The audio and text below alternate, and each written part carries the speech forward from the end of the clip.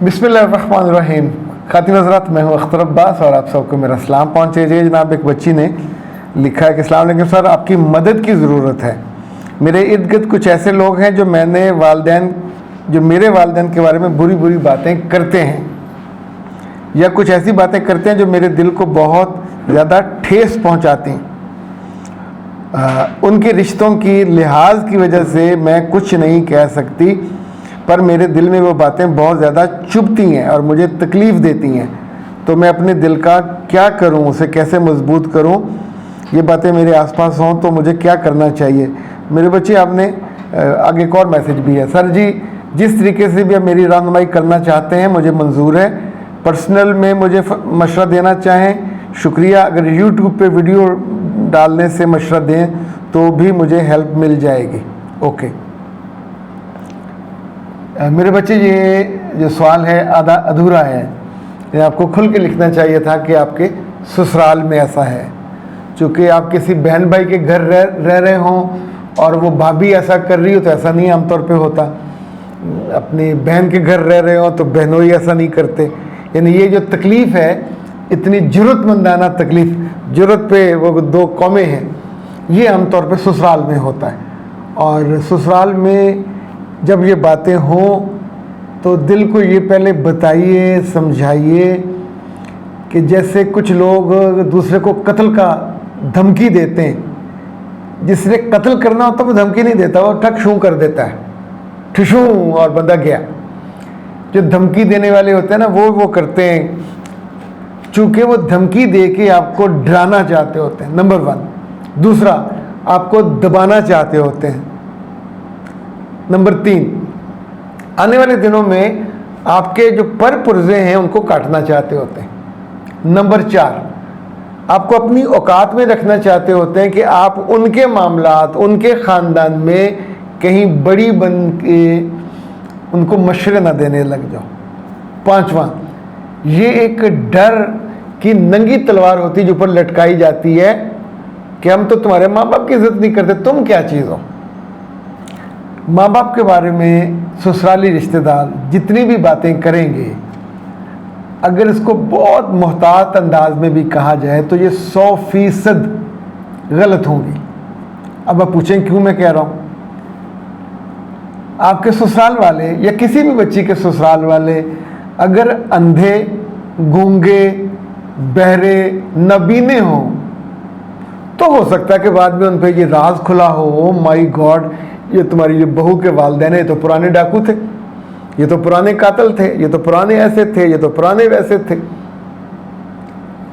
जो साजिशी थ्योरियाँ अब वो घड़ के आपको सुना रहे हैं, अगर ये सच हैं तो उनकी अक्ल पे मातम करना चाहिए। आपको दिल में खुश होना चाहिए कि इतने बुरे वालिदैन की बच्ची ये 400 बंदा साथ ले जाके ब्याह के लाए, मिन्नत तरला करके, तोहफे दे के, हक महर दे के, बरी दे के, ये सारी चीज़ें दी हैं। बुरे वालिदैन की बेटी को अपनी बेटी बनाने या बहू बनाने के लिए ये एक दिन में नहीं हुआ होगा, कई महीने, कई वर्ष लगे होंगे। ओके, तो अब ये दिल से बोझ उतार दीजिए कि आपके माँ बाप, मेरे बच्चे, दूसरी बात ये है कि किसी के, वैसे गुस्से से कहें तो कहते हैं किसी कुत्ते बिल्ले के कहने से माँ बाप बुरे नहीं होते। पंजाबी में, आप चूँकि आई डोंट नो कहाँ से हो, पंजाबी में बड़ी शानदार वो एक है कहावत, वो कहते हैं कावां दे कहते टगे नहीं मारते, कि जो कव्वे हैं काएँ काएँ करें तो जो घर में बैल होते हैं वो मरते नहीं हैं, कव्वे काएँ काएँ करते रह जाते हैं और ज़िंदगी आगे चलती रहती है।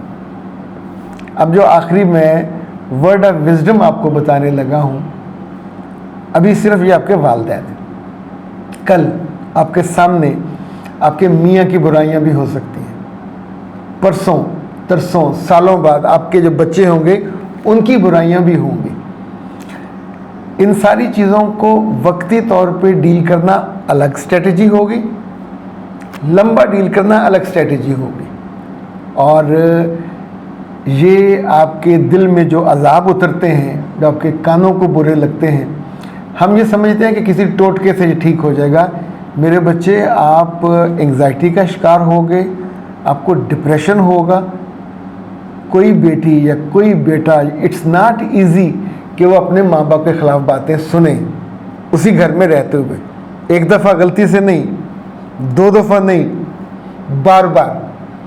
तो इसका सबसे बेहतर इलाज तो ये होता है कि अपने आप को मजबूत करने के लिए किसी जो भी करीबी आपके कंसल्टेंट है, कोई साइकोलॉजिस्ट है, उससे मशवरा कर लीजिए, लाइफ कोच से मशवरा कर लीजिए।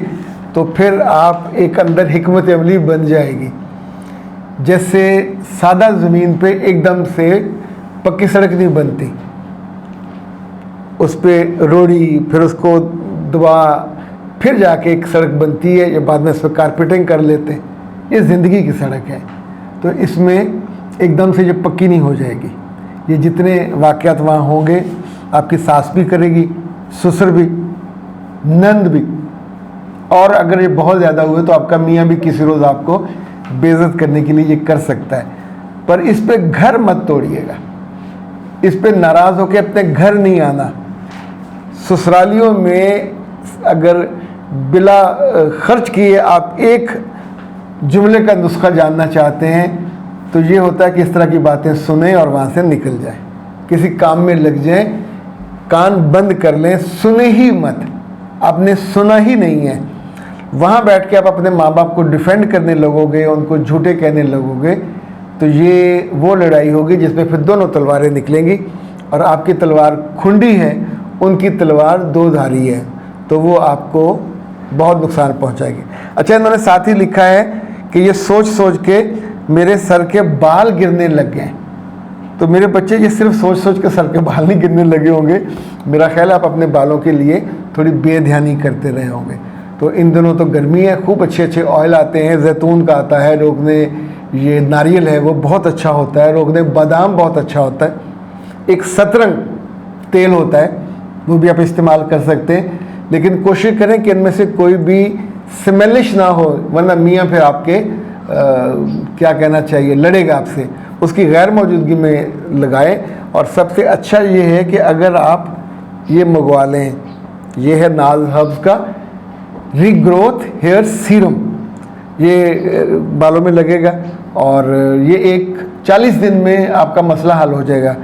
अच्छा, सीरम के अलावा अगर आपके बाल बुझे बुझे हैं, वो ताज़ा नहीं हैं और खिले खिले नहीं हैं, तो फिर इनका ऑयल है, वो इस वक्त मेरे पास नहीं है, मैं आपको नहीं दिखा सकता, वो मैंने इस्तेमाल कर लिया है, तो वो मंगवा लीजिए, वो भी बहुत शानदार है। वो हर दूसरे तीसरे दिन आपने लगाना होता है, 2-3 घंटे के लिए दिन में लगाना होता है, ये रात में सोते वक्त लगाना होता है, फ़र्क है दोनों का। तो इंशाल्लाह आपका ये मसला भी हल हो जाएगा। लेकिन अब अख्तर अब्बास को दीजिए इजाज़त। अस्सलाम वालेकुम व रहमतुल्लाह।